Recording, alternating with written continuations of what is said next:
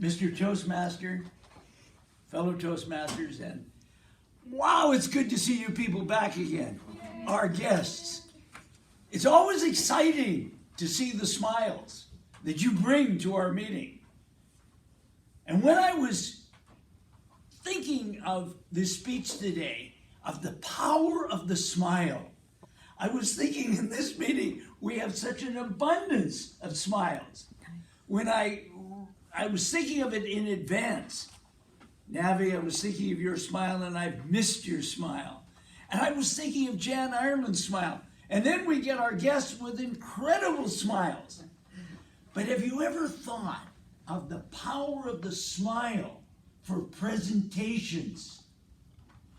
In the book by Gar Reynolds, I highly recommend Toastmasters to glance at Gar Reynolds' material.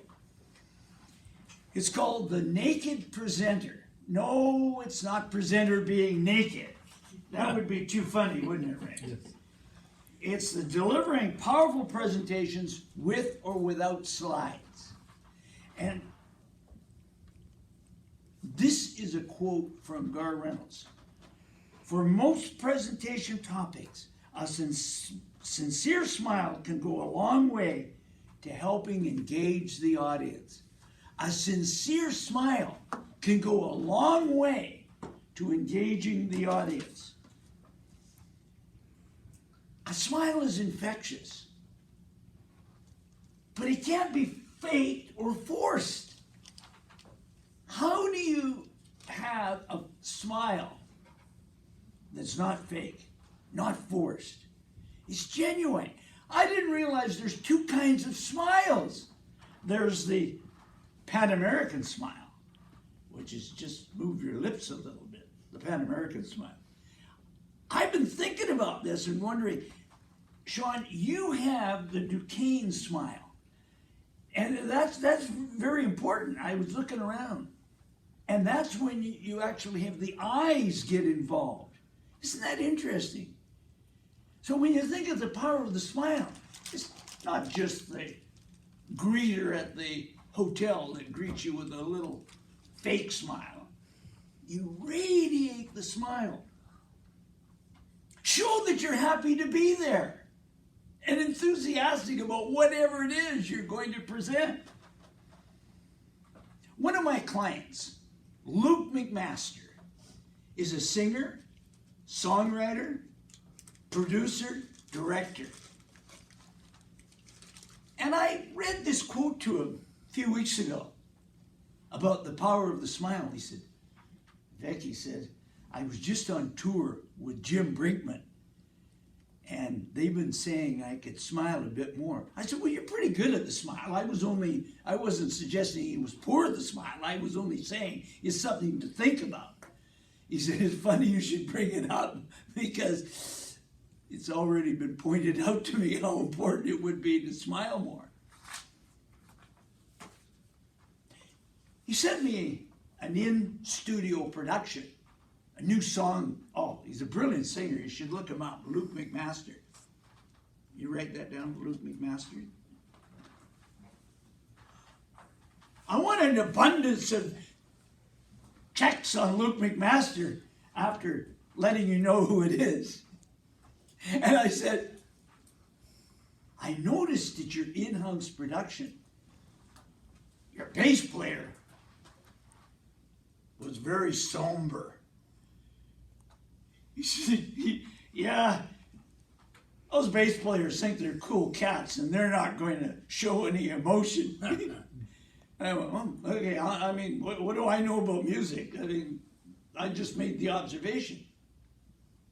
So this week I said, how you been making out with the bass player? I said, we canned him. We have a new bass player that is absolutely dynamic, radiant, and smiles the whole time. I said, what's his name? Kelvin Beal. Now I have a rule that if I hear a compliment, I must pass it on. Just my own personal rule. I said, give me his phone number. He said, Vic, he's in Toronto. I said, I can make a long-distance phone call. I phoned Kelvin Beal. He said, yeah, I was taught from a young age that every time I performed, I needed to smile. Oh, by the way, when I looked up Kelvin Beal, he's been playing professionally since he was 14. Playing professionally since he was 14. And he said, not only was I taught to do that, but if it isn't going well, smile twice as much. Yeah. And I went, wow, is this ever a great story? Here's a guy that's considered one of the best in the business, and he knows the importance of the smile. But here's the other guys that have the technical ability, and they're going to be cool cats. I mentioned this to my grandson, who, by the way, is a bass player, as well as a saxophone player, as well as a piano player, as well as a guitarist. And he said, oh, yes, Grandpa. And I watched one of his performances just done yesterday, I guess, on Facebook. And I sent back to him, I said, love it, Geoffrey, very animated. And he knows the power of the smile. But where this was really dramatic for me, when I was coaching my boys volleyball team. And if you make a mistake, the rule on our team is you stand tall. That's the Matador walk. It sends a message of courage to your body. And you smile. And the research is clear. If you smile, it resets the brain. Now, when I read that in the Excellence book on leadership, I went, you're kidding me. There's research on that? And sure enough, there is research that says if you smile, it does a brain reset. I want to see an abundance of smiles in Toastmasters, as I'm getting right now. Ladies and gentlemen, the power of the smile. Way to go.